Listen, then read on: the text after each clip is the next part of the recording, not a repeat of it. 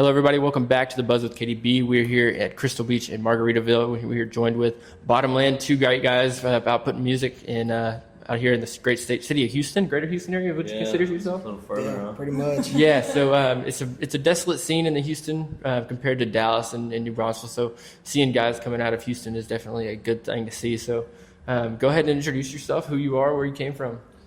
I'm Cannon. I'm from Willis, Texas. I just say Conroe because most people don't know Willis when we're far away. Yeah. I'm Justin Gates, and I say Cut and Shoot because that's where I'm from. And I don't care if they know where it's at or not. It's a badass name. So. Hell yeah. That is. Hell yeah. So Willis isn't as cool as a name. No, it isn't. I lived in Cut and Shoot for a while though. We lived like 5 minutes apart for a year or two. That was dangerous. Yeah. So have y'all always known each other, or is this kind of newer for y'all? We've been best friends for like 5 years. Yeah. So, Yeah. We grew up in the same place, but it took us a while to finally we got put on a song swap together, and that's how we met. And ever since then, we've just been writing songs and hanging out and drinking too much beer. Yeah, the whole 9 yards. Do people mistake y'all for brothers all the time? Some people have been coming up and saying like, "Hey, are y'all brothers?" I don't like, yeah, so I guess recently more than In the past. ever. Yeah. Not really ever until recently. Yeah. Actually, now that you say that. I mean, I think when seeing y'all play last night, y'all's mannerisms are very similar on stage. Y'all, how y'all carry each other. Y'all strumming is an identical pattern. So I could definitely see that it's like a more than we kind of like got good together. Yeah. You know what I mean? Like vocally and guitar wise and stuff. We're not the same person by any means, but like a lot of the style stuff. We just kind of honed that over time. Yeah, with being with each other for so long, you just learn each other's patterns. Yeah.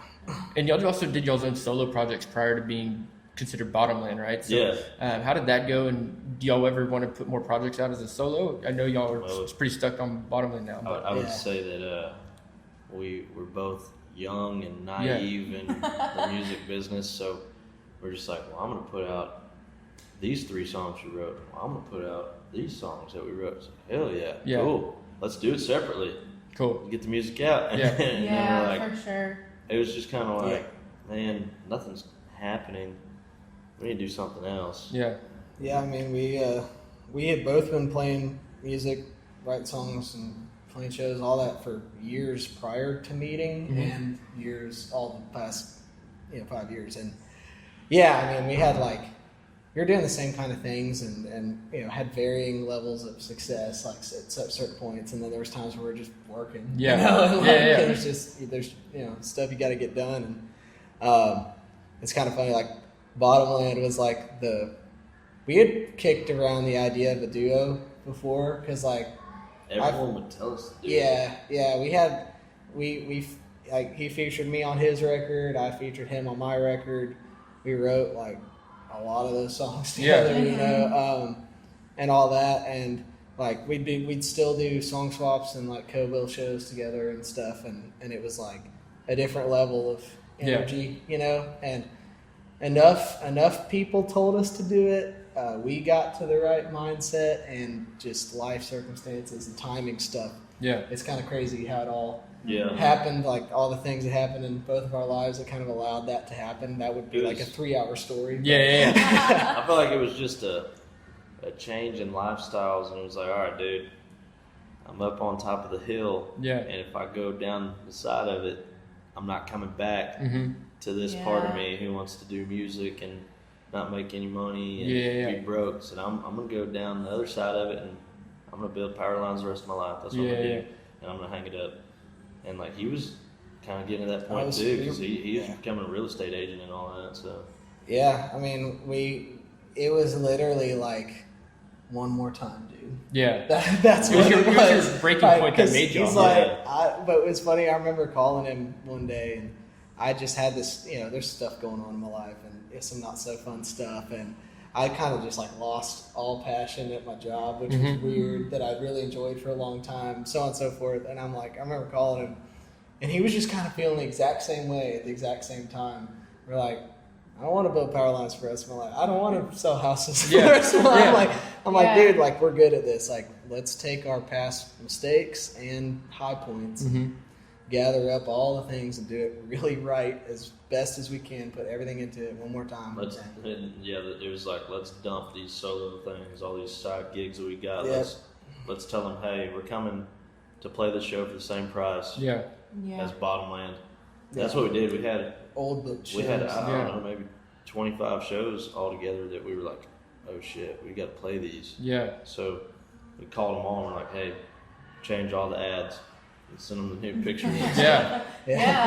And do you feel like y'all went through all the ruts and just like y'all solo venture and it's been pretty comparatively smooth sailing compared to y'all solo's adventure? Comparatively, yes. Yeah. I would say things are, like, we're doing things better, but it's like this. It's crazy. Like, we're doing more things than like we thought went into this. So much stuff that we do. It's a full-time job now. Yeah, which is amazing because it's awesome. It keeps you occupied and then you're also making money from it. The best way I've been able to describe it is like, I think we've been feeling pretty good for a couple months in terms of just not about, our heads aren't about to explode or anything, but like for a while it was like that, and it's like it's the good type of stressed out. Like you're stressed out for something you like. So, and it's no more.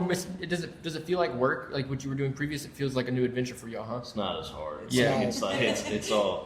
a little different for me. It's a lot of mental stuff. I'm used to physical. But it's all good though. Like it's all like, okay, well, one thing I'm stressing about music. A thing about duos too is like you guys always have each other. So it's like what you're feeling, he's probably feeling, vice versa, and it's like you're living your dream together too. There's a lot of good things about that. Like one is we literally, we sing harmonies and stuff, so not necessarily, but we kind of have to sing less per show. You don't get as tired. Things like that. Like you don't have to take vocal rest even as long if somebody can help you out. I would say we go 4 days and we get tired, but usually after 4 days we're done for the weekend. It's definitely great, and we kind of we've divvied up the stuff, and it's still kind of ever changing. But one thing I don't think we were prepared. We were actually very prepared for it, but I didn't know. We didn't know I don't know what the word is. How big of a thing it was going to be is like all the different hats we were going to wear. We're business people, accountants, sound engineers, equipment jockeys, mechanic too, social media, socials, internet, phone calls and attorneys and all. The thing is, like, we're not doing. We hired one. I heard that from was it Steve, your dad? Working at the merch booth, and he was telling me about that last night about. Y'all working with an attorney and how y'all getting it all right and feeling it out. It was wild. Like right when Over It exploded, it was like the second we got an actual offer. I'm like I had been good at keeping it organized and keeping track of everything up to that point. At that point, I was like, all right, I'm about to we need help. It's just gonna hit the fan. It was like we already knew we were gonna call to be our manager if we had the chance to. It was like they called and laid some money out on the table. We're like, whoa, too fast. You're showing your hand in a poker game pretty much. So we literally we just called him. It's Kyle Hutton, badass dude. And we called him. It's like, hey man, the label just offered us some money. He's like, okay, don't say anything. Here's Chuck's number, which our attorney. Got it all going with him. Cool. That's always when you have somebody that's in your corner that is been in the big game before, knowing what they're doing. It was keep you protected as well. It was crazy because it was one call to Kyle, and he was like, "Yep, I'm in," and then the next call was with an attorney. Cool. That's cool. It was just full steam ahead.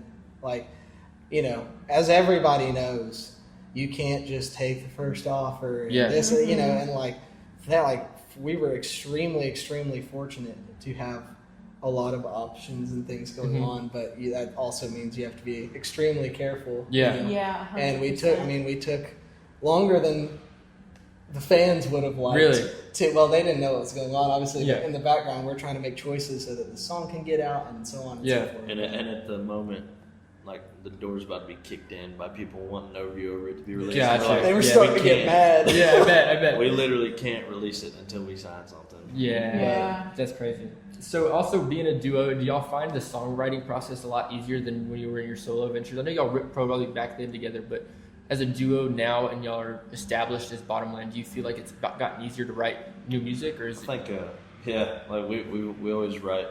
I think we write better together.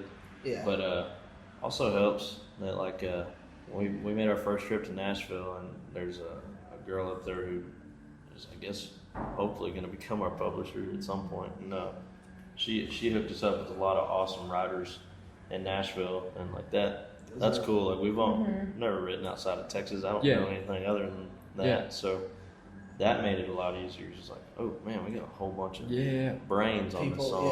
Yeah, and you know, I mean, we always feel like we have a lot of stuff on this first record that was just us. Yeah. You know, and whatever too. You know, we don't necessarily want to shift into a whole nother way of doing it, but like having, you know, our first trip to Nashville was actually like surprisingly freaking awesome. You know what I mean? Like we didn't feel unwelcome. We didn't feel pressured to change anything. We didn't feel like it felt like a welcoming, collaborative, great thing. And I think that's where y'all signed also helped, because if you signed somewhere else, I think there's many people out in the Nashville world that are there to get you.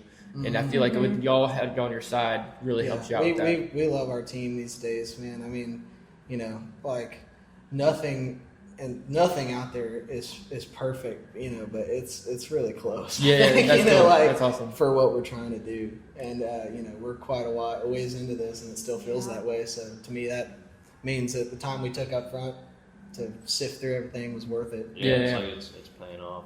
Yeah. And speaking of your album, we talked about it yesterday. How many songs is going to be on that album? And are they all full band? Or are they acoustic, some of them? What are you looking at? They're all going to be full band. Cool. There's varying. Unless we put a bonus track. Unless we put, Gotcha. Okay, so the answer is 10 or 11. Cool. And there's a lot of musical influences. You know, like it's us. It sounds like us all the way through, but lots of, you know, changes in energy and a lot. You know, I think it's gonna be great. I really can't stand an album that's very stagnant in the mood. So if you can give me all the emotions all in one, I feel like it really captures. Hey, I'm feeling sad this day. I can play this and get me to, you know what I mean, to change your mood for real. Yeah, I mean, one thing we were kind of not worried about, but like interested about, like Hope You Know was supposed to be our first single, right? Like, that's what we were gonna do. That was the plan. And then the people spoke, and like we put out this you know, extremely sad / hopeful ballad song, which we like to do those sometimes. And all that, like, and we, you know, but that's not the whole sound. We rock. Yeah. Like that's what I mean, you look in your bio, it's a country rock band. It doesn't. It's not saying sad, sappy shit, you know. So you know that's Hope You Know, and Lies is kind of riding the line. You know, it's still pretty rocking, but like a mid tempo, and then Sorry State just jams. Yeah, and like people like the sad stuff though. Well, that's still sad. It just jams. But the reception has been good. So. Yeah, and you were talking just there about influence. Do you have 3 bands that are like country influence, and then 3 bands that are rock influence for y'all, and that picked on your writing heavy? I could do Randall King. Yeah. I'm not that much younger than Carson Jeffrey, but whenever I was in high school, like that's what we were jamming. Carson Jeffrey, Alice in Chains, to Nickelback, to Stone Temple Pilots, and then one more country. I don't know. Co-Wetzel. Yeah. Most of the Texas guys for your countryside? Yeah. So y'all also sang last night, Broken Window Serenade with Nutshell. I don't know, were y'all the first ones to really, I've seen it on TikTok maybe 6 months ago, but that was not y'all on TikTok, was it? We did it on TikTok once, but it wasn't us who posted it. Someone else posted it. But the way we do it, I know. Is unique.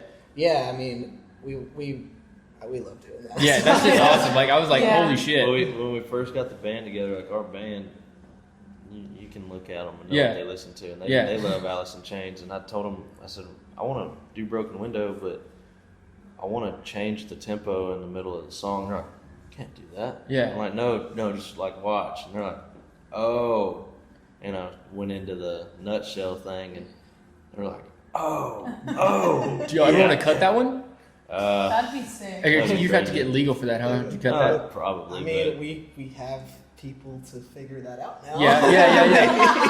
But I would be down. Yeah, I think that'd be sick to cool. just throw it out as a single. yeah, it'd be totally different. Y'all didn't get to hear it. We're gonna try to play it tonight if we have time. But we also do an Eric Church song, "Homeboy," and then we mash it up with "Shine." Oh, Collective Soul. Hell yeah! And that's another one where it's country. Yeah, we ran out of time last night. Damn it! Like that's like one of our favorite. Like we don't want to play too many covers or anything. That's one of the ones that we love. And yeah, throwing in the thing we have it's like Homeboy and then Shine. And then back to Homeboy and then band intros. That's cool. And we'll do that today. Our buddy plays a "Crying in the Bathroom" and then a Green Day song mashup, and it's just flows. Awesome. It's pretty cool. But yeah, it's sick. I like those songs you shouldn't expect together when they're mashed together. I think it showcases like who you are as an artist too, because you're influenced by those artists that you cover, and so it showcases who you like to listen to. Speaking of your band, these guys, I talked to them last night. They said they've been playing with Cannon for a while. How'd y'all all meet originally, and how have you brought them up to do what you're doing now? Well, it actually kind of wraps me back to like my influences and stuff. It's like I was like late to figuring out the whole Texas scene. Yeah. And once that happened, like guys like Kojo and he grew up right down the road and me and all that, and then Parker came out of Conroe too, and all that. That definitely had a heavy influence. I had all the '90s country stuff, and George Strait, Garth Brooks, and then a lot of Johnny Cash too. Yeah. Like I was listening to that. Then I got into Texas, but I was also listening to Matchbox 20, Blink-182, and Green Day, and Foo Fighters, and all that. So that's kind of how we met. I had learned. I went for like 2 years of guitar lessons when I was 7 and 8, and then I quit, and I just kept doing it myself. And then I did some School of Rock stuff at some point. Yeah. It's like a fever dream at this point. But I actually met all those dudes there because they were like not that much older than me, but teaching. Yeah. And then we all decided, screw that place, let's make our own band. And we played in like 5 or 6 different bands. But all we were doing was punk rock. Yeah. Jamming. So that's how I met them. And then I started doing the solo country thing. And as soon as I could afford a band, I'm like, hey, do y'all want to play country with me? And they're like, I guess. Yeah. You gonna pay us? For real. and so we kind of did that for a lot of years and started figuring it out. And Justin knew them, but not like super well, I guess. He played with us a few times and all that. But when we were planning this, it's like kind of obvious choice who we wanted to go do it with, But, so I've literally been playing with him for literally 10 years. I tell people that, they're like, what are you, 23? 10 years. I'm like, well, our first band, I was 13. So. Yeah. And that experience at your age, people don't, like, going into your shows, don't expect, but you definitely both of y'all got mastery on what y'all play, and your vocals as well. And so it's really cool to see that somebody's dedicated the time getting that back out, and y'all's performances is really cool to see. Yeah, I mean, I loved those guys. I've always loved those guys. We've always been friends, and we played good shows and stuff, but, like, once we did us with them and all like this melting pot of everybody being concerned about getting better, like that, I mean, it's a whole nother thing. Yeah. The biggest thing whenever we go and record music is how's it gonna translate to a live show? Yeah, how's it gonna translate over? That is massively better now because like we used to record with session musicians. Yeah. Oh, okay. And they're wonderful. We love those guys, but they're not on the road with you every day. Yeah. I did like my last single ever as just Cannon Brand with the guys in the studio, and I'm like, this is great. Like, And then so that's all we've done so far. Cool. Yeah, cool. it's just putting out something and it doesn't translate right. It just we don't like that, but we're gonna keep putting steel guitar on our stuff until we can afford that. I think you can't be playing Texas country. For sure. Another thing is y'all are so young. Y'all have got such a grasp on the social media game. How do you keep staying relevant in the social media game as much as it's a changing landscape. Like it's always every week. We do content every single week. Yeah. y'all brainstorm about that as a collective? Nowadays we don't have to as much, but yes, like if we start getting pulled in a direction we don't like that doesn't like feel like how we started it, this whole thing, and we're like, hey, let's do this, try this, whatever. But I mean, in the beginning it was just us just bouncing ideas off each other. Like I was doing most of the actual like posting of things and trying to figure it out, timing and stuff. But like we'd have these ideas like, let's just let's grab our favorite photographer or videographer, Blake Castleberry, and sing some songs sitting on our duck boats. Yeah. Why not? It's stuff like that, and people loved it. Yeah. TikTok and all that stuff. Like there's not a textbook.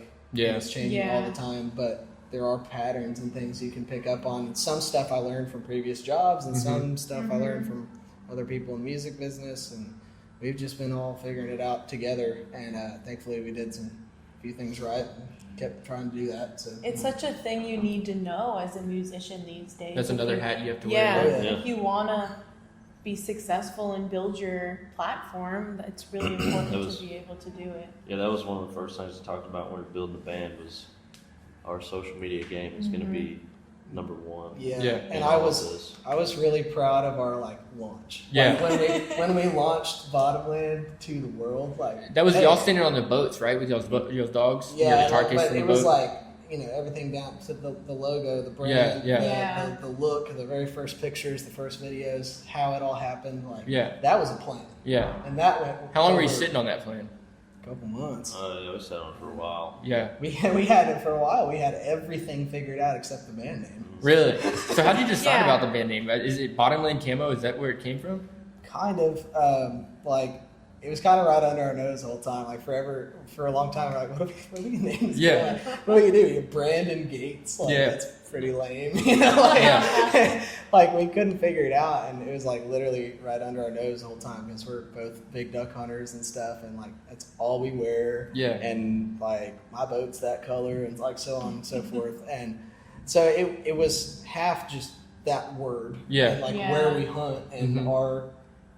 Where we like to be and what we like to do, and we're not doing this. It describes you as your passion. Passion. Yeah. The literal type of land that we hunt in. Yeah, and literally. But I was coming home from a Christmas party, a work Christmas party at 1 a.m, and I was jamming Turnpike Troubadours, Gin Smoking Lies, windows down, And it got to that verse, it's way out in the bottomland, a big black crow is laughing, and I'm like, wait. Yeah, and there it is, right under your nose, yeah. And I texted him at 1:30 when I got home, dude, what if we used the word Bottomland in the band name?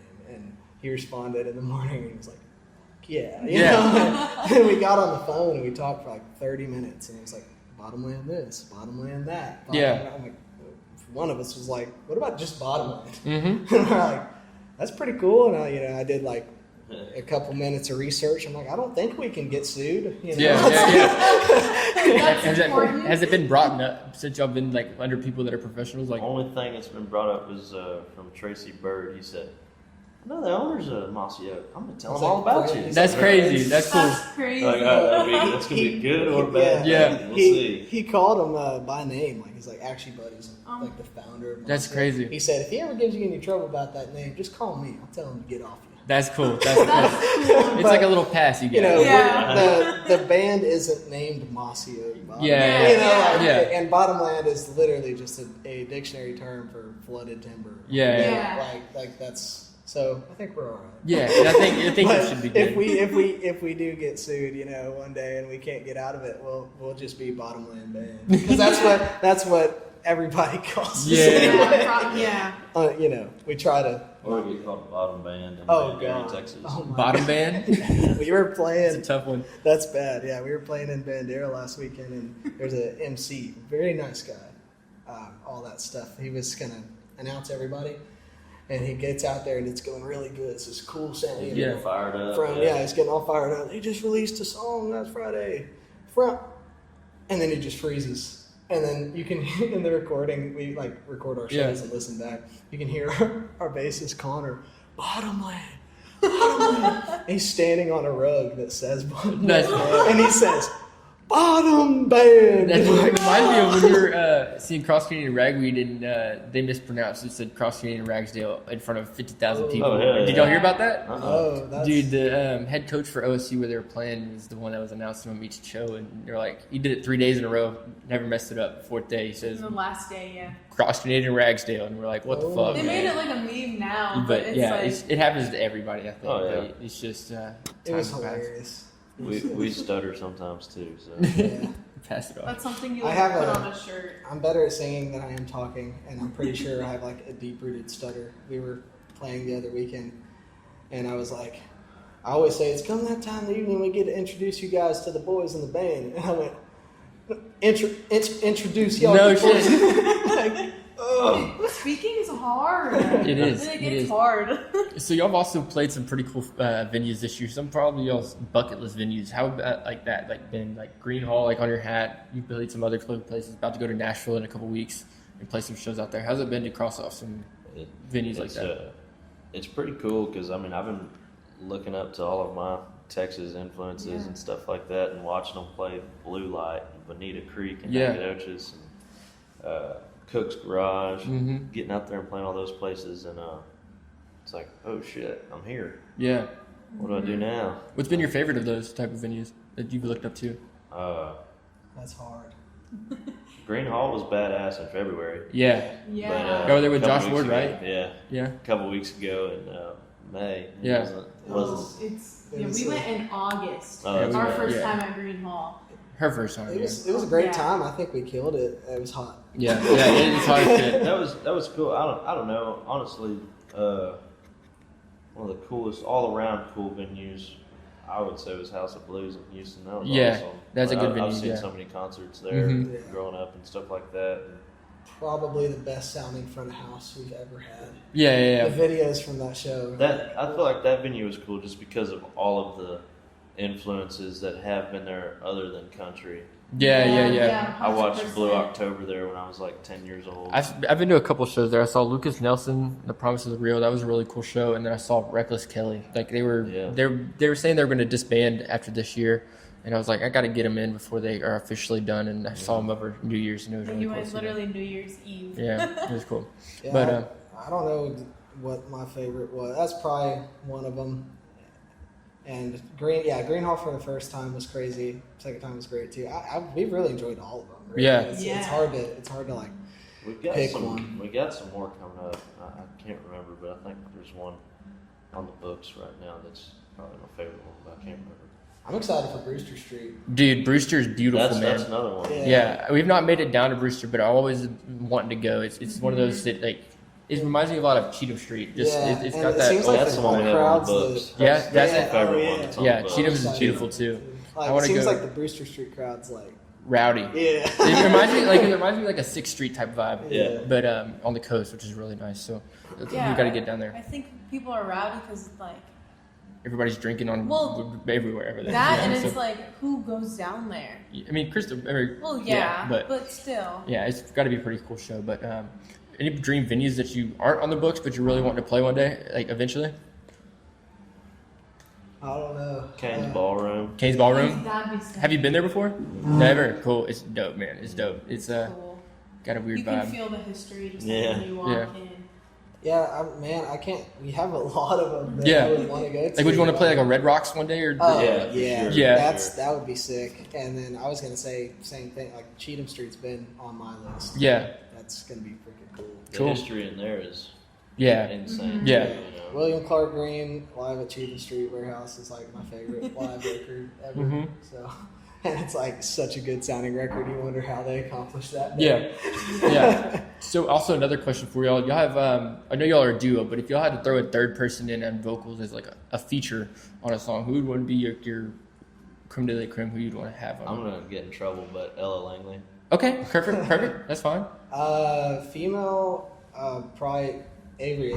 She's bad. Oh, Yeah. Okay, she hell yeah. is. Yeah. Yeah. I've always thought she's badass. She's like extra badass now. She's killing it. But Yeah. If you had to throw another dude on there, who would you do? Dude, I don't. Sam Canty. Sam? Hell yeah. Sam would be Cool. sick. That'd be cool. Sam's a cool dude. That would be cool. That'd be cool. Our vibes are similar. I feel Yeah. You know, like, and yeah. Oh, I mean, also just like in today, like at Bottomland now, influence. Like we're trying, like we're not trying to be anything or anyone, Mm-hmm. you know, but like the way Treaty Oak does their thing. Yeah. It's not something to copy. It's something to look up to. Yeah. 100%. I went and saw, they had a private showing at the Heights Theater, or not the Heights Theater, they had a theater in Houston, but they had the private showing for the Talco tapes, the whole entire video production. It was like a 45-minute long video. Go get a seat in there. Dude, the production they have it reminds me of a lot of what y'all have going on, like cameras everywhere, recording everything. It was really cool to see. So keep it up. Y'all are killing it, man. Yeah, Really dude, cool to appreciate see. it. Yeah. So it was us here at the what is this, Margaritaville here with the Bottomland. Yes. Thank y'all so much for Yeah. listening. I think that's all we got for here. So we'll see y'all next time. Sweet. Thanks, man.